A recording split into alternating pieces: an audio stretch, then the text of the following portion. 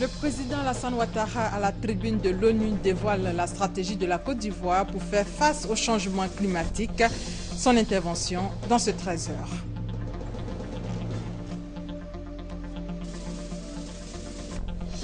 Dans ce 13h également, un fait divers, un présumé voleur de livres mis aux arrêts à la gendarmerie d'Adiaké.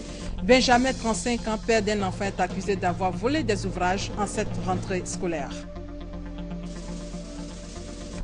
Incertitude sur le sort de l'otage français en Algérie. Les recherches se poursuivent alors que l'ultimatum a expiré. Il est 13h à Abidjan. Bienvenue à tous. Commençons directement par cette intervention du président Alassane Ouattara à la tribune de l'ONU. Le chef de l'État a exposé sur la stratégie ivoirienne de lutte contre le réchauffement climatique. Écoutons le chef de l'État. Le sommet mondial sur le climat, thème ayant marqué cette journée de la 69e session de l'Assemblée générale de l'ONU, le président de la République de Côte d'Ivoire intervenant sur le sujet a indiqué que la Côte d'Ivoire entendait promouvoir les énergies propres et renouvelables afin de réduire considérablement les émissions de gaz à effet de serre et de contribuer à l'atteinte de l'objectif de limiter le réchauffement de la planète à 2 degrés Celsius. Mon pays, la Côte d'Ivoire, subit de plein fouet les effets du réchauffement climatique à travers la dégradation de ses côtes et l'avancée de la mer sur le continent. À travers aussi de graves inondations cette année qui ont occasionné des pertes en vie humaine, l'avancée des zones arides et la perte d'environ 200 000 hectares de forêt chaque année. Nous devons réagir à la hauteur de la menace et tracer la voie d'un accord contraignant au sommet de Paris en 2015.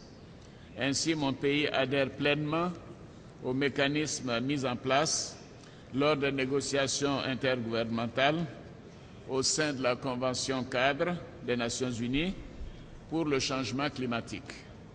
Il adhère par ailleurs au cadre d'action de Hyogo 2005-2015 qui invite les pays à rendre les communautés et l'environnement plus résilients face aux catastrophes.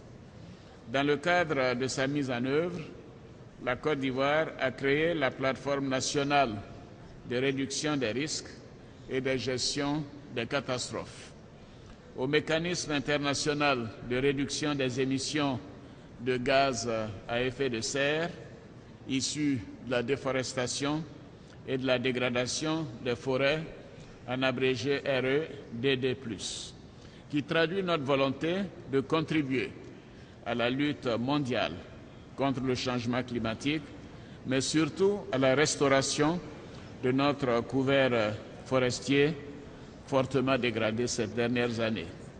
Les énergies renouvelables représenteront 5% de la puissance installée en 2015, 15% en 2020 et 20% en 2030.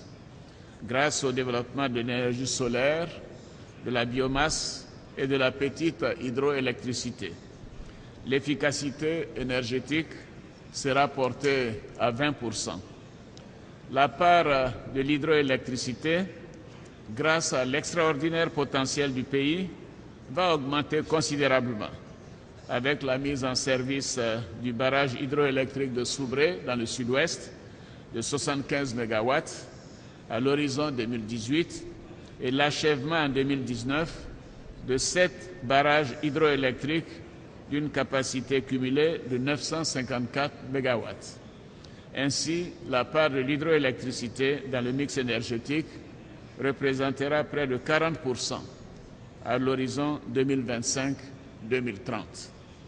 La Côte d'Ivoire a adopté un nouveau code d'électricité qui encourage la production d'électricité à partir de sources d'énergie renouvelables et met l'accent sur l'efficacité énergétique.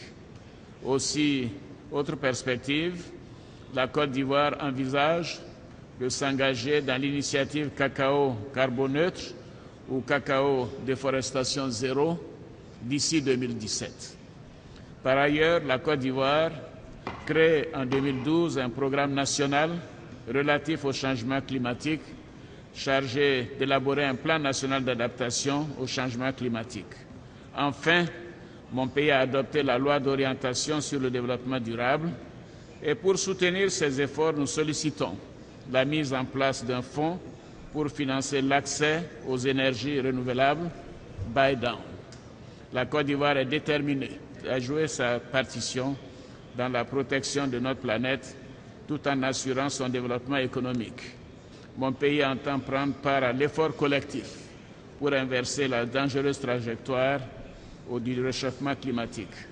Dans cet effort, les principaux pollueurs doivent aller plus loin dans leur initiative, mais aussi dans le financement de l'adaptation et le transfert des technologies en direction des pays en développement.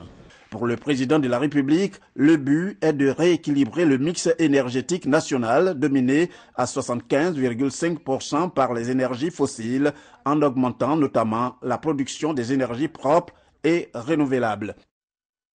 Voilà, le président Alassane Ouattara à la tribune de l'ONU, le président qui a été honoré hier à New York pour la qualité du travail accompli dans son pays.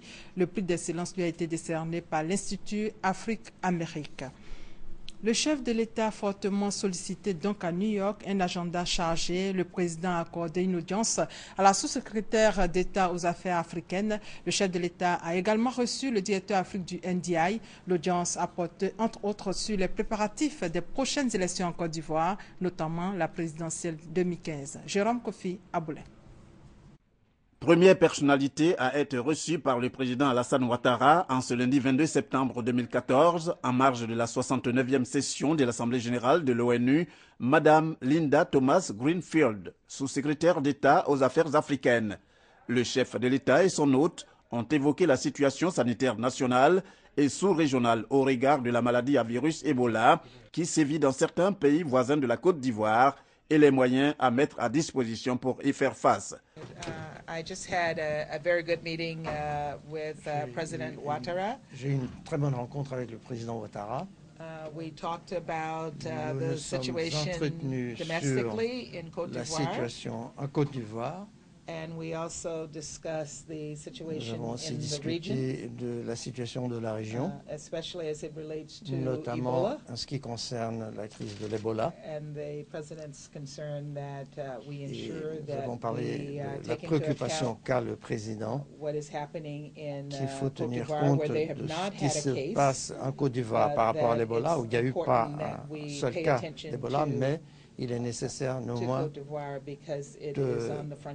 savoir ce qui se passe en Côte d'Ivoire, de rester vraiment sur les aguets parce que c'est très près des pays qui sont vraiment affectés. S'agissant de la seconde rencontre, elle a permis d'échanger sur la présence en Côte d'Ivoire du National Democratic Institute, en abrégé NDI.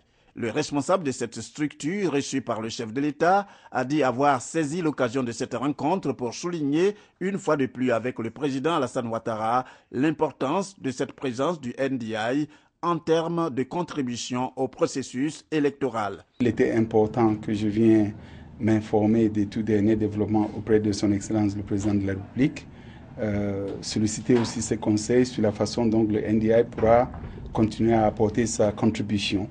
Effectivement, nous suivons la mise en place de la commission électorale indépendante. Nous en avons parlé avec le président de la République. On se réjouit du fait que les conversations se tiennent toujours entre les responsables de différents partis politiques. Et notre souhait, c'est que le consensus qui avait été retrouvé après la mission du NDI puisse demeurer afin que la commission puisse vraiment commencer son travail. M. Christopher Foumounio a ajouté que c'était un grand honneur que le président Alassane Ouattara puisse lui accorder un peu de son temps en dépit de son calendrier très chargé en le recevant à son hôtel. Le président Alassane Ouattara a eu également une séance de travail avec l'ancien Premier ministre britannique chargé de l'éducation auprès de l'ONU, Gordon Brown. Il s'agit pour le chef de l'État de rencontrer des partenaires en vue d'apporter un soutien pour le financement du système éducatif. Ce soir à 20h, le reportage de Jérôme Kofi Aboulé. En Côte d'Ivoire, le gouvernement américain appuie la collaboration sous-régionale pour lutter contre Ebola. Un atelier de consultation régionale pour le renforcement des plans de préparation et de riposte à Ebola se tient à Abidjan. L'épidémie à virus Ebola a fait plus de 2500 morts en Afrique de l'Ouest. Pour le moment, la Côte d'Ivoire est épargnée. Le reportage de Christelle Mena. Harmonisation, riposte, épidémie. 3 mots récapitulatifs à noter de cet atelier de consultation régionale pour le renforcement des plans de préparation et de riposte à l'Ebola. Mais pas que, il s'agit aussi de renforcer les capacités nationales des pays participants pour faire face à tout événement significatif de santé publique. L'Agence internationale pour le développement, qui est USAID, a décidé, avec la collaboration du gouvernement de la Côte d'Ivoire, à monter cet atelier pour discuter ensemble comment on peut, au niveau national, au niveau sous-régional, préparer et riposter contre le virus d'Ebola. 10 pays ouest-africains non affectés par l'épidémie sont attendus. Comment se préparent-ils? Quels sont les plans de riposte prévus? Il est question lors de cet atelier de partage d'expériences pour une meilleure coordination sous-régionale de la lutte contre la maladie à virus Ebola. C'est une maladie qui affecte un certain nombre de pays dans notre région, mais tous les autres pays demeurent toujours à risque. Il est très important de pouvoir harmoniser les points de vue, harmoniser les messages à passer au niveau des pays pour pouvoir apporter la réponse régionale qu'il faut. Disposer de personnes ressources formées et de matériel de protection médicale suffisant, sensibiliser et mobiliser plus efficacement leur population, les pays ouest-africains reconnaissent certaines insuffisances face à une épidémie d'Ebola galopante, et ce, malgré le grand nombre de mesures déjà prises. Le gouvernement de Côte d'Ivoire, à travers le ministère de la Santé, s'est mis en position de pays qui a un cas, même si on n'a pas de cas. Nous sommes en train d'améliorer justement la prise en charge des cas. Nous sommes en train d'améliorer la coordination de toutes ces activités. Des priorités se dégagent déjà, notamment la surveillance épidémiologique ainsi que la sensibilisation et la mobilisation sociale. La maladie à virus Ebola a déjà fait plus de 2600 morts, 5 pays touchés dont 3 majoritairement. Le Libéria, pays le plus atteint, compte à lui seul plus de 50% des cas et des décès. Bientôt, Afreximbank aura une succursale à Abidjan. Cette banque va offrir aux opérateurs économiques ivoiriens et à ceux de la sous-région un accès direct au programme et facilité pour le financement du commerce. Un accord a été signé à cet effet en présence du Premier ministre Daniel Kablan-Duncan à la primature. Hugues Hervé Blé, reportage. L'ouverture de la succursale d'Afreximbank, officielle depuis ce début de semaine, est pour le président de cette institution financière la continuation de sa solide coopération avec la Côte d'Ivoire. Les opérateurs économiques ivoiriens, avec la succursale d'Abidjan, disposent désormais d'un accès direct à ces programmes et facilités, une opportunité également valable pour toute l'Afrique de l'Ouest francophone. Le développement d'infrastructures pour soutenir les activités économiques et commerciales dans la sous-région est une nécessité. L'Afrique de l'Ouest francophone représentait environ 33% du commerce de marchandises de la sous-région, avec une valeur totale de 11 milliards de dollars en 1994, qui est passée à 56 milliards de dollars en 2012. Avec des améliorations attendues, tant au niveau de l'environnement qu'au niveau des infrastructures, ces montants sont susceptibles d'augmenter rapidement dans un avenir proche. L'installation de la succursale d'Abidjan, le Premier ministre Daniel Kablan-Duncan y voit une marque de confiance et surtout la preuve que le gouvernement ivoirien est engagé sur la bonne voie pour consolider la paix ainsi que la stabilité politique et économique retrouvée. Une voie dans laquelle il a besoin d'être soutenu par la banque qui aura également à stimuler le développement régulier du commerce africain. Le marché africain se doit d'être non seulement compétitif, mais également fortement intégré afin de renforcer notre position sur le marché international. Cela suppose une coopération interne plus forte et plus aisée. Face à ces défis majeurs, à ces importants chantiers, la Banque africaine d'import-export se positionne comme une solution judicieuse et nécessaire pour stimuler l'expansion, la diversification et le développement régulier du commerce africain. Afreximbank a actuellement en cours d'instruction ou de décaissement un montant total de demandes de prêts des opérateurs économiques ivoiriens d'environ 3 milliards de dollars US. 500 millions ont déjà été décaissés. La succursale d'Abidjan est la deuxième de l'institution financière dans la CEDEAO et la troisième en Afrique. Problème de stage des étudiants, l'orientation des bacheliers dans les grandes écoles sont entre autres les problèmes abordés par le ministre de l'Enseignement supérieur et de la Recherche scientifique et les fondateurs des grandes écoles privées. L'objectif est clair, prendre les dispositions pour une année académique réussie. Nous Sangaré et Serge Gongoumé. Bientôt, c'est la rentrée des classes dans les grandes écoles. Rencontre donc entre le ministère de l'Enseignement supérieur et de la Recherche scientifique et les fondateurs des grandes écoles. Objectif, prendre ensemble les dispositions nécessaires en vue d'une année académique réussie. De nombreux points ont été abordés, entre autres la question de prise en charge des étudiants en année de BTS et la question de stage des étudiants après leur admissibilité au BTS. Nous avons donc demandé aux fondateurs d'annoncer aux prochains candidats que le BTS désormais c'est 10. Celui qui redouble paie la bourse, que les étudiants qui sont dans le privé sachent qu'ils sont obligés désormais de faire autant d'efforts, sinon de sacrifices, que leurs amis qui sont au public. L'État accorde des prises en charge à des jeunes qui pour certains ne vont presque pas au cours. Donc nous ne pouvons pas continuer de donner des prises en charge à des fantômes.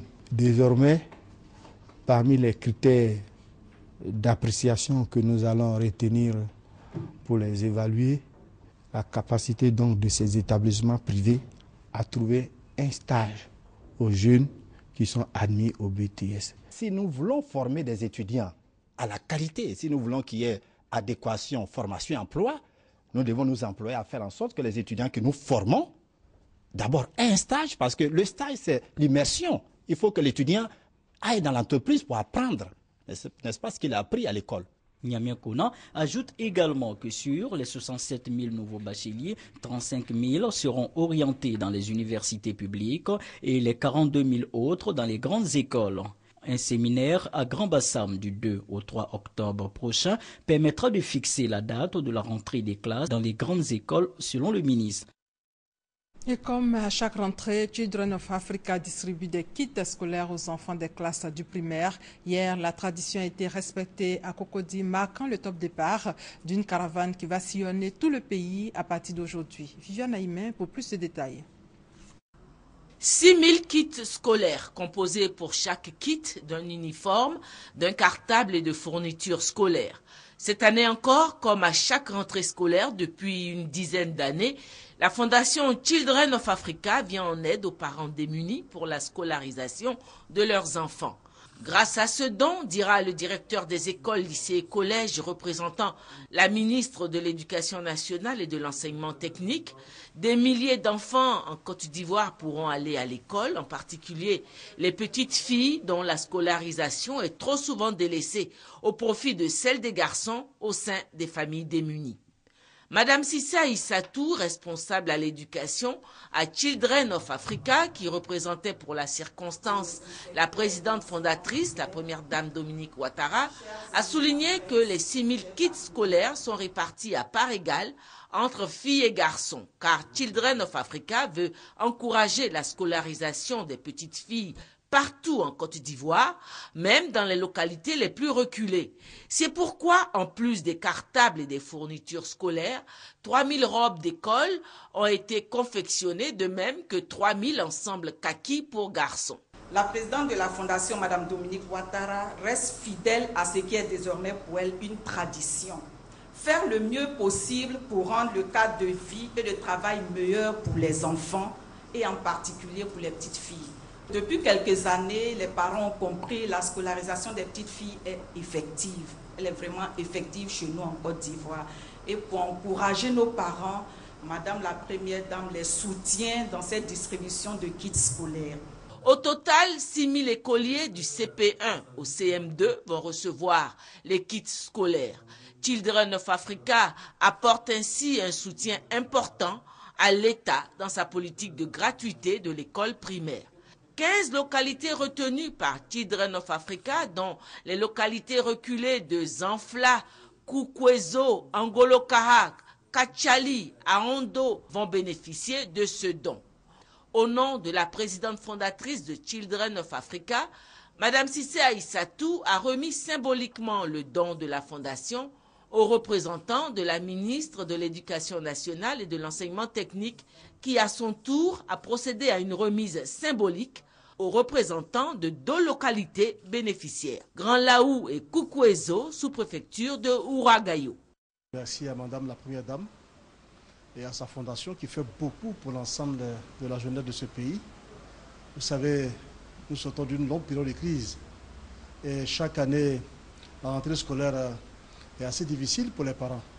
Donc quand vous avez une telle opportunité, en tant qu'élu, en tant que cadre, vous ne pouvez que saluer cette belle initiative de Madame la Première Dame. Sentiment de joie, de grande joie, vraiment. Quand il y a rentrée scolaire, il y a un stress pas possible pour les parents. Et là, la Première Dame vient en appoint pour soulager les parents. C'est une grande joie pour nous.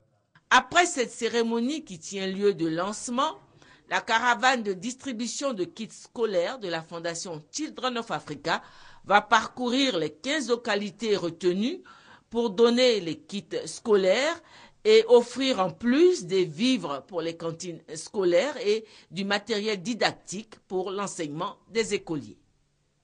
Et cette rentrée scolaire où les élèves ont plus que jamais besoin de livres pour leur réussite, Benjamin Kouadio, lui, n'en a pas conscience. L'homme âgé de 35 ans et père d'un enfant a volé des ouvrages scolaires. Il a été mis aux arrêts par la gendarmerie d'Adiaké. On fait le point avec Honorine Ngouré. C'est en vue de faire face aux besoins de son ami pour la fête de la Tabaski que Benjamin Kouadio Yao a défoncé les portes des bureaux de quelques établissements d'Adiaké au dire du lieutenant Anno Célestin, chef des opérations des forces d'intervention rapide. Cet homme sans moyens s'est rendu à Adiaké, localité qu'il connaît très bien. Il choisit la nuit aidé par une coupure d'électricité pour se rendre dans plusieurs écoles primaires afin d'accomplir son forfait, celui de défoncer les bureaux de la directrice de l'établissement 3 d'Adiaké, Dame Aka. L'école 2 a subi le même sort la même nuit. Il emporte plusieurs livres dans de gros cartons. C'est au moment où Benjamin Kouadio transportait son butin qu'il est appréhendé par des éléments des opérations des forces d'intervention rapide conduits par le lieutenant Célestin Anno en patrouille. Conduit à la gendarmerie d'Adiaké, l'accusé passe aux aveux. Soulignons que les vols de livres dans les écoles primaires d'Adiaké sont fréquents. L'ancien leader des jeunes patriotes sera face au juge le lundi prochain à La Haye. L'audience de confirmation des charges contre Charles Blé Goudé s'ouvrira ce jour pour prendre fin le 2 octobre prochain. Blé Goudé est poursuivi devant la CPI pour sa responsabilité pénale individuelle en tant que coauteur indirect pour 4 chefs de crimes contre l'humanité, meurtres, viols et autres violences sexuelles, actes de persécution perpétrés lors de la crise post-électorale. Dans le domaine de l'agriculture, les acteurs de la filière coton-anacade viennent d'organiser des ateliers bilan dans 3 régions de la Côte d'Ivoire, Kabadougou, Bafing, Folon. Objectif de ces rencontres, faire le bilan 1 an après de la réforme dans cette filière. Soro Sionfolo et Thérèse Tapeyoboué pour plus de détails. C'est en mars 2013 qu'est intervenue la réforme de la filière coton-anacade dans les régions productrices, Kabadougou, Bafing, Folon. Cette réforme prévoit l'exécution de 6 axes stratégiques, à savoir l'encadrement, la transformation locale, la recherche, l'organisation des acteurs, la sacherie et la commercialisation. 1 an après, les acteurs de la filière font le bilan. Et 80% de la population a été satisfaite de la première année de la mise en œuvre réelle de la réforme dans la filière anacade. Cependant, des difficultés demeurent, notamment le racket, la cherté de l'agrément, l'encadrement des producteurs et acheteurs.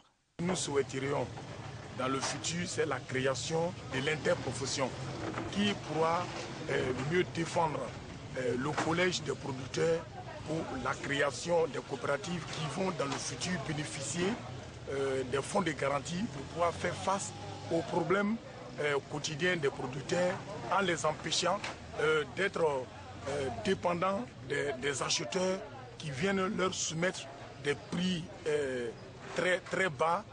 Il est à préciser que certains responsables de coopératives souhaitent une révision de la distribution de la sacherie qui doit revenir aux coopératives et non aux chefs de village et aux sous-préfets. La réforme de la filière coton en Arcade vise à terme la transformation locale de 35% de noix de cajou en 2016 et 100% à l'horizon 2020. Le programme d'appui à la sécurité alimentaire piloté par le ministère de l'Agriculture veut réduire la pauvreté dans le milieu des femmes rurales. Le programme vient d'offrir aux femmes de Bouna du matériel agricole composé essentiellement de produits phytosanitaires. Elles ont aussi bénéficié d'encadrement technique, nous dit Zani Gabriel. Ce sont plusieurs sacs de produits phytosanitaires, de pulvérisateurs et de bottes qui ont été remis aux associations féminines de Bouna, localité située au nord-est de la Côte d'Ivoire. C'est le programme d'appui à la sécurité alimentaire qui a fait cet important don. Tout ce matériel agricole permettra au groupement de femmes d'entretenir leurs champs sous la supervision technique de l'Agence nationale d'appui au développement rural, ANADER.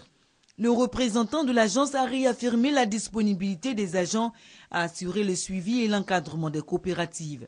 Pour rappel, ce don aux coopératives féminines de Bouna a été sollicité par Kabaniale, ministre chargé de l'économie et des finances, auprès de son homologue de l'agriculture. Objectif, participer au développement des femmes de la localité de Bouna. Le riz, le sorgho, le maïs et le mil sont entre autres les principales cultures de la région. Bientôt, une plateforme de travail sur la qualité du service public à Odiéné, annonce faite par le député de la commune d'Odiéné, Ibrahim Konaté. Le projet est financé par l'Agence des États-Unis pour le développement international. Chantal Eouma, à Kanda. Les populations d'Odiéné vont bénéficier désormais de rencontres d'information et de sensibilisation liées à la qualité des services publics de leur localité. C'est un projet pilote financé par l'Agence des États-Unis pour le développement international, USAID. Une plateforme sera mise en place. Elle sera composée d'élus, d'acteurs institutionnels et communautaires en vue de travailler à l'amélioration de la qualité des services délivrés aux populations.